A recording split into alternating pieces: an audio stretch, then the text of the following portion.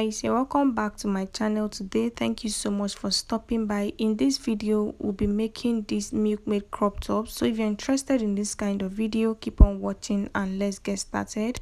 So for this tutorial I'll be using my basic bodice. This is the front part of my basic bodice. In case you don't know how to draft out your basic bodice, I'm going to be leaving the link of this particular pattern paper in the comment section, so go ahead and watch it before you come join us on this particular tutorial.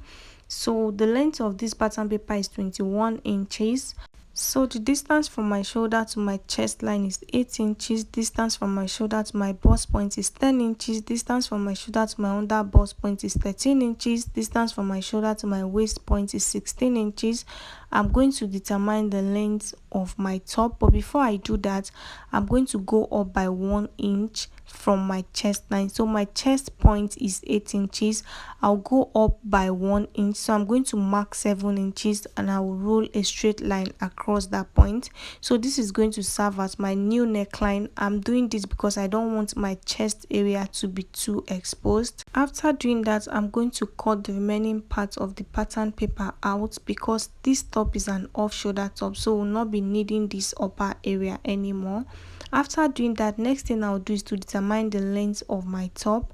So I'm going to take out 7 inches. Remember our chest line is at the 7 inches mark, and I'm going to mark 19 inches. That is how long I want my top to be. I'm still going to add ruffles to the length of this top. So for now I'll be taking 19 inches. So it depends on how long you want your top to be. So this particular pattern paper is going to serve as the back and the front pattern paper. So I'm going to place this on my fabric and I'll add my zipper allowance of 1 inch, and then I'm going to trace. After doing that, I'll split the zipper allowance into 2. So we've already gotten our back pattern of this top. I'm going to keep the back piece aside and we are going to work on the front.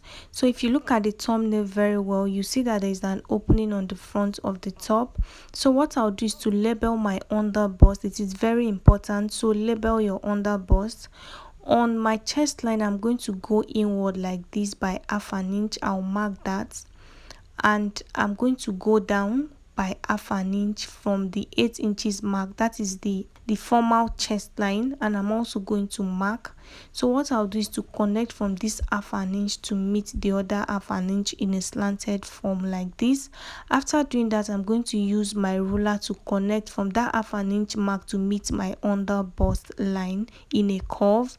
So that is why I said you should label your under bust so you know where the curve is going to. So after doing that, guys, next thing I'm going to do is to curve from my armhole to also meet the under bust point on this other side of the top. So if you don't understand what I'm saying, just look at what I'm doing.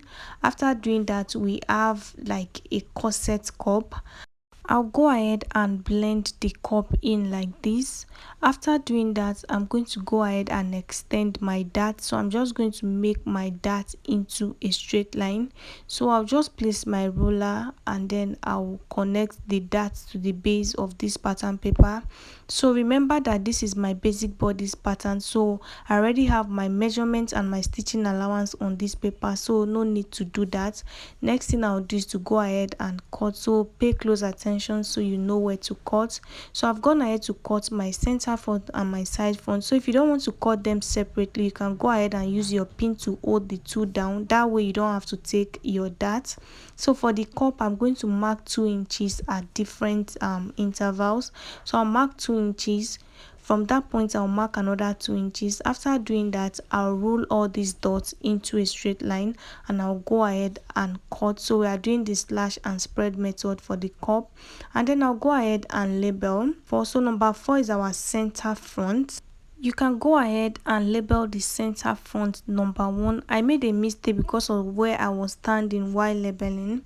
So I'm going to fold my fabric into 2 and I'll start placing my pattern paper. So I placed number 1, I marked 2 inches, and then I placed number 2. I'll also mark 2 inches, I'll place number 3. Then I'll mark 2 inches and I'll place number 4. After doing that, I'll go ahead and cut.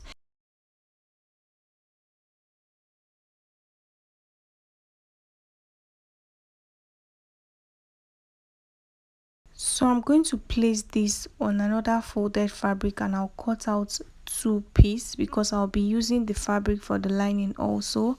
I've also gone ahead to cut out my center front and my side front. I did not pin them together because I want to take in my dart. So for the cup, I went ahead to cut out two lining pieces. I'm just going to pin all the way around, and then I'll sew my necklines. For the back, I went ahead to join the zipper allowance together, and for the center front and side front, I'm going to open my fabric up like this. These are my two side fronts. I'll open up the center front, and then I'm going to place them on each other, right sides facing each other, and then I'll pin. After pinning, I also went ahead to cut out lining piece for just the center front because I don't have enough fabric to cut for the two side fronts. So I'm going to place my lining piece on the center front, and then I'm going to sew before I sew the two side fronts. So I should have pinned the center front before pinning the two side fronts. So if you have enough fabric, you can go ahead and cut out a lining piece for the center front and the side front. So I'm going to pin the lining piece on the center front. I'll sew first, and then I'll use 1 inch to sew the center front and the side front together.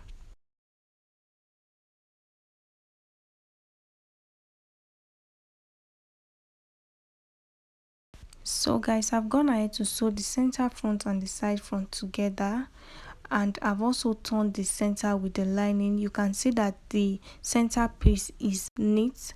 So the next thing I'll do is to create a boning casing.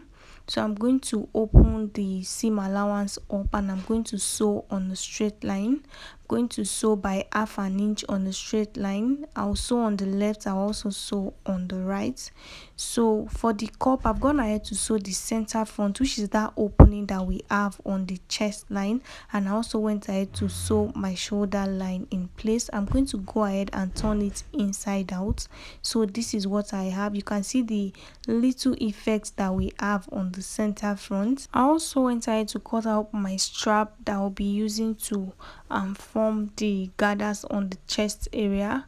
So the length of my strap is 22 inches. I went ahead to sew, and I also went ahead to turn inside out, and I have two for this.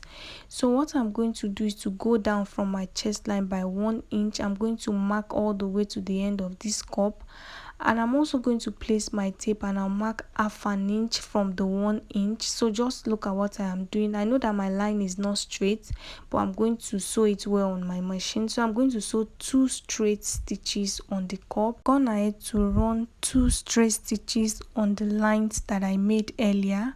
So what I'm going to do is to pass my strap through the casing that I've already made. So remember, one part of this cup is open and the other part is not open. So I'm going to use my safety pin to pass this strap through, and when I get to the center front, which is the closed part, I'm going to use my scissors to just open it up a bit, and then I'll bring the loop out. I'll bring my strap out, and on the other side, which is my armhole area, I'm going to hold it down with my pin, and I'll go ahead and stitch. I'll repeat the same thing for the other cup. After sewing the channel for my boning casing, this is what it looks like outside and on the inside. And this is my cup after passing my strap through it. So you guys, I decided to add jara to this cup area. If you check the thumbnail, this is not how the cup area looks. I just didn't want the neckline to be just plain because we have already done that kind of tutorial before. So I decided to add something else on the chest line. That is why you are seeing these ruffles, but you don't have to do it. You can just make yours straight. So I went ahead also to run a gather stitch on the base of the cup. So I'm going to take one end of the rope and I'll pull gently to form my gathers. After doing that, I'm going to pin the cup on the main bodies, right sides facing each other, just like you see me doing. I'll pin all the way around. After doing that, I'll pin the other cup, and then I'll go ahead and sew.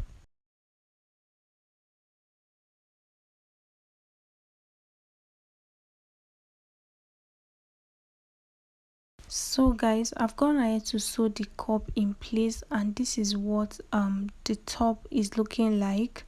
So the next thing I'm going to do is to join the back and the front piece together. So the allowance that you left on your pattern paper is what you are going to use to join the back and the front piece together.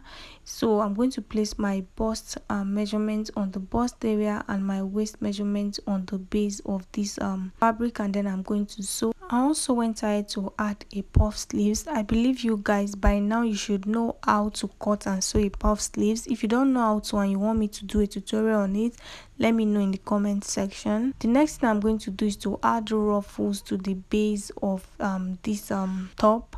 So to cut the ruffles, I folded my fabric into two like this. On the tip of the pattern paper, I went down by 1.5 inch. That's because I'm using a pattern paper and I connected all the way around. So you determine the length you want. For the length, I also went down by 1.5 inch like this, and I'll cut out. So you can cut out as many as you want, then you join them together. I went ahead to cut mine. The length of my ruffles is 3 inches and is very long. So I'm going to go ahead and gather this to the base of my top. So what I'll do is to loosen the zipper allowance that I closed before, and then I'm going to pin the ruffles on the waist area of this top, right sides facing each other. And then I'm going to, you can gather, you can pleat, it depends on how you want it, or you can just make it your exact waist measurement and then you can just sew all the way around.